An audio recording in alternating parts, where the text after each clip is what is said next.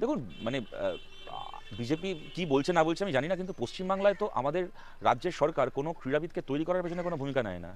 সব কিছু হয়ে যাওয়ার পরে কেউ যখন নিজের চেষ্টায় নিজের যোগ্যতায় যখন নিজের একটা জায়গা তৈরি করে, তখন তার কৃত্যটাকে ব্যবহার করার জন্য তাকে যত রকমভাবে হচ্ছে নিজেদের মঞ্চে তোলা যায় তার জন্য কারাকারি করে।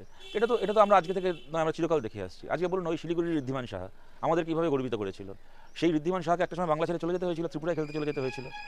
যে মমতা বন্দ্যোপাধ্যায় নবান্ন থেকে সৌরভ গাঙ্গুলিকে পাশে দাঁড় করিয়ে ঘোষণা করেন যে সৌরভ গাঙ্গুলি এবার বিসিসিআর প্রেসিডেন্ট হবে, সেই মমতা বন্দ্যোপাধ্যায় এবং সেই সৌরভ গাঙ্গুলি কী করতে পেরেছিলেন ঋদ্ধিমান সাহার মতো আমাদের এত বড় একজন আমাদের গর্বকে বাংলায় রাখার জন্য? তাকে চোখের জল নিয়ে চলে যেতে হয়েছিল একটা সময় ত্রিপুরাতে।